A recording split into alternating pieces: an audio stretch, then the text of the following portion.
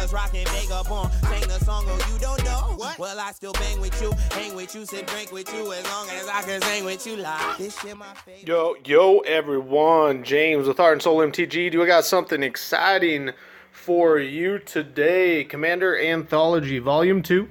This is going to be an honest review. Somebody that doesn't actually play Commander at all is opening a Commander product.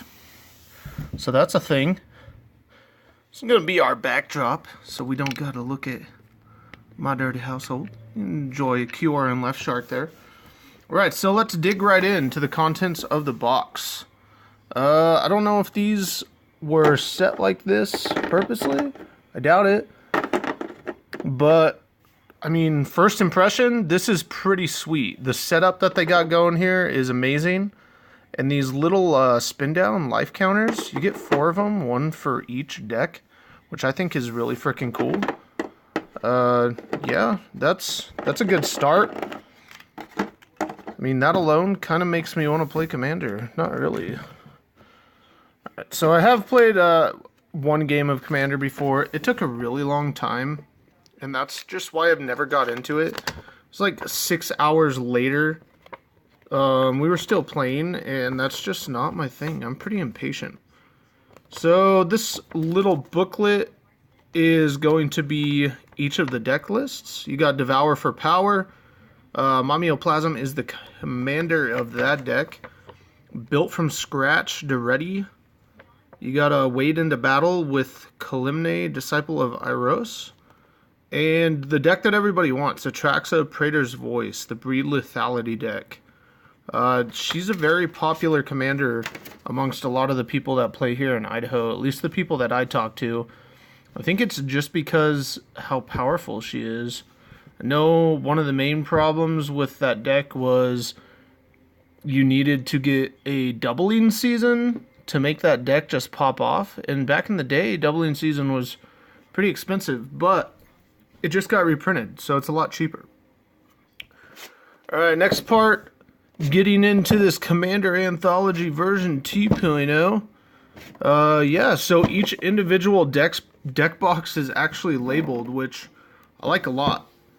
And the case that it comes with as well, I mean, you just throw everything back in there, and it's kind of like a board game in a sense. You invite your friends over, maybe get them into Magic this way. I think that's pretty neat. It's could be confusing. It was very confusing the first time I played Commander, mainly because the people I played with had ridiculous decks. They handed me like a $6,000 Commander deck, and they're like, here, you got 5 minutes to look through it. You could figure out the synergies. I'm not going to lie to you guys. It was not enough time for me to figure out the synergies at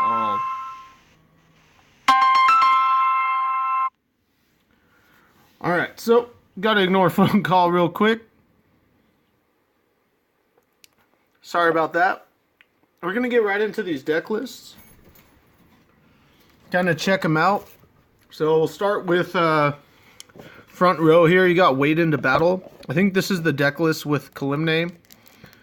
Yeah, it is. So all the cards in the deck do come prepackaged, and Wizards hooked it up. You got this nice little pool tab there, so you're able to just jump right into it. I think the only thing that can make this deck list a little bit better is providing, or this product better, is just providing sleeves. It does have a pretty high MSRP. I mean, it's going to cost you a lot more if you just buy each individual deck, but sleeves are fairly cheap, and I feel like Wizards just has a lot of them laying around that they could probably dispose of somehow. Just give them to the players. So Kalimne is a 4-cost, white-red, 3/3 with a double strike and vigilance. And this is from the Planeswalker decks that had the experience counters. Whenever you cast a creature spell with converted mana cost 5 or greater, you get an experience counter. And Kalimne is going to get +1/+1 for each experience counter you have.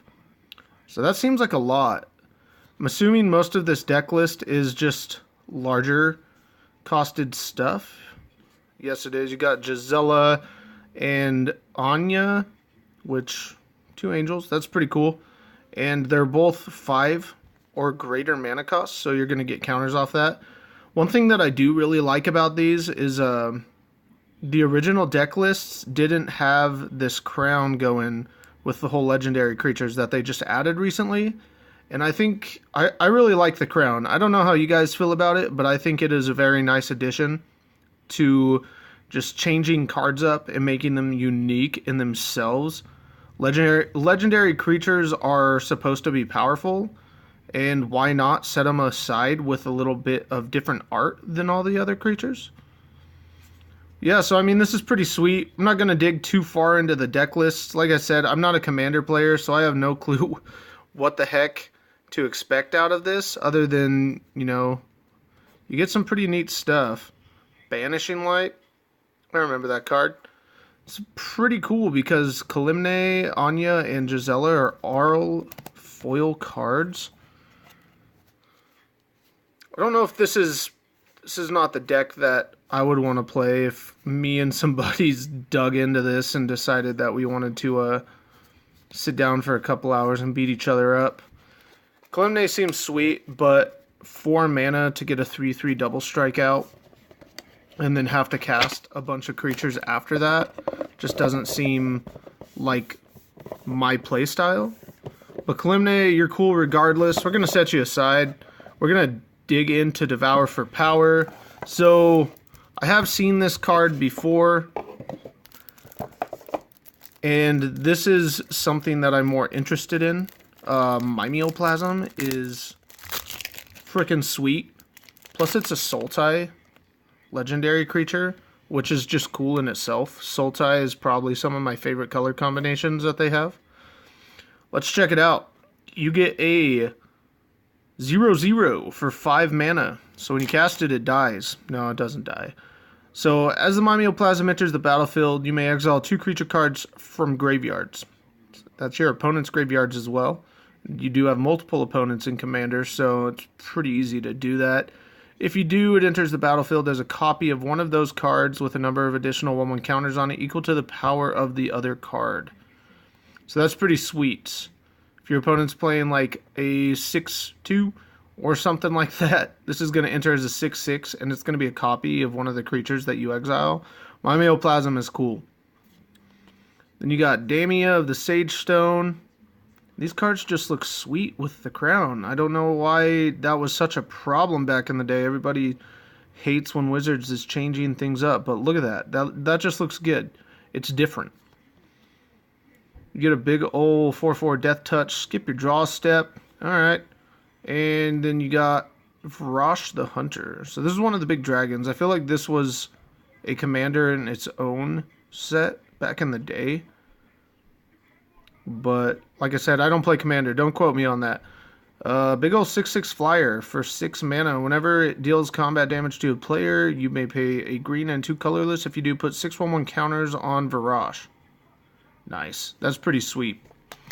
Very cool. So, as I've been saying through the video, I don't play Commander. The way I got my hands on this, I didn't go out and purchase one of these. I don't know anybody. I mean, I think it'd be pretty neat to have one of these just set aside and, you know, friends come over. You could kind of get them into Magic this way. Just have them play some Commander with you. It's a board game in a sense. I mean, you got to learn other board games, and whether or not you like them is entirely up to you. It's just Magic. You know, we've played Magic longer than the people we try to teach, so it's easy for us to do. We're going to save Breed Lethality for last, because that's just the best deck. But, yeah, I didn't go out and purchase this product because I have no use for it.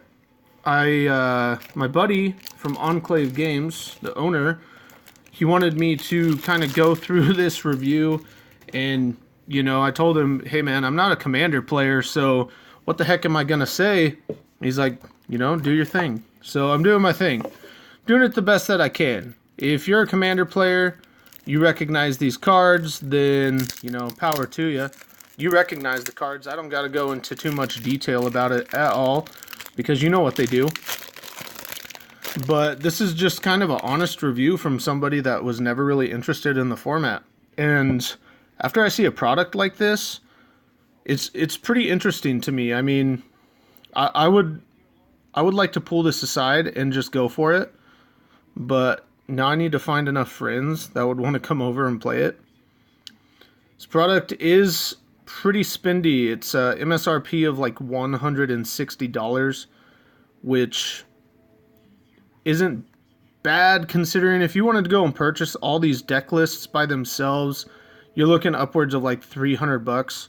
So if you don't know anything about this product, I'm really hoping you're doing some research, because you save a lot of money just buying all 4 of these deck lists at once, as opposed to just going out and buying the Duretti Scrap Savant deck and spending way too much money and then realizing, oh, I could have spent another... How much is Duretti worth? This is probably one of the cheaper deck lists. But, you know, spend like let's say another $100. You get 3 other decks to go along with Duretti.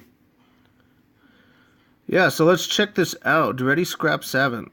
This guy's pretty cool. It is the one Planeswalker commander from the decks. Discard up to 2 cards, then draw that many cards for a +3. It does cost 4 to bring this guy out. 1 red, 3 colorless. Neg 2, sacrifice an artifact. If you do, return target artifact card from your graveyard to the battlefield. So that could get really annoying for opponents. There's insane artifacts out there that I would rather be getting out of my graveyard for sacrificing a servo or something than paying 12 mana for it. -10, you get an emblem with whenever an artifact is put into your graveyard from the battlefield, return that card to the battlefield at the beginning of the next end step. Cool, so that's annoying as hell. Your artifacts don't die. Thanks, Duretti. Got Boosh, Iron Golem, big ol' fat 8 drops, 6/7. Trample, sack an artifact, and Boosh is going to deal damage equal to the sacrificed artifact's converted mana cost. So that works pretty well with Duretti. I'm digging it. And I like the foiling on that Boosh. What a Boosh. The art itself is kind of but the Golem, you know, that's what you're looking at. It takes the cake. And Felden of the Third Path. He is a 2/3 for 3. Pay a red and 2 colorless. Create a token that's a copy of target creature card in your graveyard, except it's an artifact in addition to its other types. It gains haste. Sacrifice it at the beginning of the next instep. That's pretty sweet. So I'm guessing the 3 cards that are in the front are probably the most synergistic cards out of each individual deck. And then it kind of goes into just what you'd expect the deck to do with supporters and stuff like that. Faithless Looting, that's pretty sweet. That makes sense in this deck. Just throw away your big fat artifacts. I'm guessing this is just going to be a ton of artifacts in here, right? Oh, you got some enchantments. You got a blasphemous act.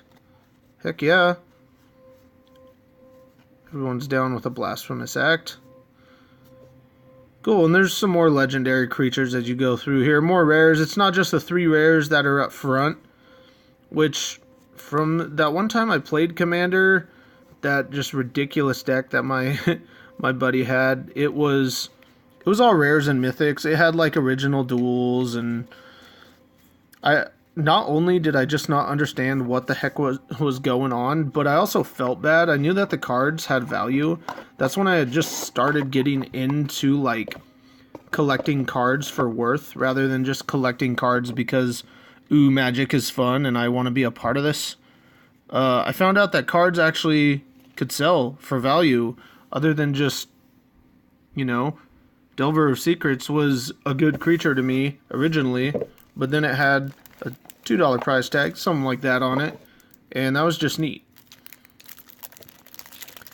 Yeah, it was just an experience. I mean, it was I don't even remember who the commander was, but I remember that everything inside the deck was artifacts, and they said get a bunch of stuff out and you'll win. I was like, okay, well, I don't know what I'm looking for. I did not win that game because I had no clue what the heck I was looking for. Alright, so here's the big bad bitch. Atraxa Praetor's Voice. It's 4 separate colors, which is going to be easy as long as you're pulling in some bank and you got those duels. It's very easy to get a hold of 4 lands on turn 4 to cast Atraxa. You just need to make sure you're not playing a bunch of basics in Commander, which I think is... Commander, that's probably where the price tag comes from, is all of the land base. That's how it is with every single deck that ever exists. Alright, and Atraxa has an extra card. All the other ones had 3 in the front, and then there was like a random. And Atraxa has 4 in the front with a random, so we're going to check that out. It's pretty cool. I don't know if that has to do with... Maybe it's just color combination. They needed those extra cards to just try to hit all 4 of Atraxa's colors. Whereas the other decks, there's only... One's a 2-color deck, one is a mono-red artifact, and then the other is a 3-color. So you got the 1, 2, 3, 4. Version 2, 1, 2, 3, 4. Cool, so Atraxa, if you don't know what it does, it is a big old son of a gun. 4/4 for 4. Sadly, you have to hit 4 separate colors of mana, but like I said, easy to do as long as you have a strong mana base. This creature has Flying, Vigilance, Death Touch, and Lifelink. I think that's good enough in its own, but then at the beginning of your end step, Proliferate. And if you don't know what Proliferate does, anything that has a counter on it, you're just going to give them a counter of the same kind. And that's permanents and players. So Proliferate gets out of control, especially if you have like a doubling season. Because Proliferate at the end of your end step, doubling season is going to kick. It's going to give you 2 counters. And if you could put 1 on Atraxa, I mean, that's huge in itself. But then you have the rest of the deck you have to deal with. So you got a 5-drop. You got a 3/7. It's a black, a green, and 3 colorless. Menace. When a creature you control deals combat damage to a player, you gain life equal to that creature's toughness. So you're going to gain 7 life off this creature if it deals combat damage. Why the heck not? Sure. And it has partner. Cool. So this is like OG partner before the whole battle bond thing happened. You can partner it with any of these. How many partners can you have out at once? You can have 2 commanders if both have partner. So 2. So if you don't want Atraxa to be your commander, which I feel like is the mistake, you want Atraxa to be your commander because it's a lot easier to get out that way, I'm assuming. You can have up to 2 of these creatures. We don't want you, Abzan Falconer. 2 of these creatures partnered together, and then they're easier to get a hold of because they sit in your command zone until you cast them. So we already checked out that fat 3/7. Then we have Ishai Ojutai Dragon Speaker. White, blue, 2 colorless, 1/1 flyer. That doesn't seem like a whole lot. Whenever an opponent casts a spell, put a 1/1 counter on the Dragon Speaker. Okay, so that makes sense. If you're playing a multiple player game of Commander, this card probably gets really annoying. By the time it's your turn, maybe it has at least 3 counters on it, as long as your opponents are actually playing spells. Alright, and then the last partner creature of the deck, a black, a green, and a colorless. Rayon, Last of the Abzan. It's a 0/0. When Rayon, Last of the Abzan enters the battlefield... I'm sorry, guys. Rayon, Last of the Abzan enters the battlefield with 3 1/1 counters on it. Whenever a creature you control dies or is put into the command zone, if it had 1 or more 1/1 counters on it, you may put that many 1/1 counters on target creature. That's pretty sweet. So that's a way to get counters on all your stuff. These 2 work pretty well together when it comes to counters. I don't know if you're able to partner commanders that don't have a similar color cost. Maybe you are. If you do partner, then you're allowed to play all of those colors. I think that's pretty sweet. So, honest review of this product. Like I said, I'm not going to delve too far into it. This product is sweet. This is the kind of thing that makes me want to play Commander. I have a lot of people that are... I've been playing Magic for quite some time, and with all the formats that are around, and I live in Boise, Idaho. The Magic player base here is insane. If you don't know, there's a lot of stores here in Boise, Idaho that support the game, and that means a lot of players that like to stick around. And I've just never been interested in trying to find 100 singletons I don't know how many lands that go into the deck. I haven't searched that far, but I haven't just been interested in digging in and building my own commander deck. And this is the kind of product that I could just jump right into. When I get bored of playing one, I have 3 other choices. That's pretty sweet. You can upgrade each individual deck to your liking. You can invite friends over that don't even know how to play Magic and just jump right into it. You just got to spend a little bit of money. So check this product out if you guys haven't got the opportunity to. I suggest hitting up Enclave Games Boise. Their internet page is under construction right now. They're doing an overhaul. I've done a previous video, and it was their store location. They have completely remodeled it since then. They've added a ton of play space. It has gotten loads better. Now they're doing their internet site. So this store is upgrading, and they're doing a really good job of it.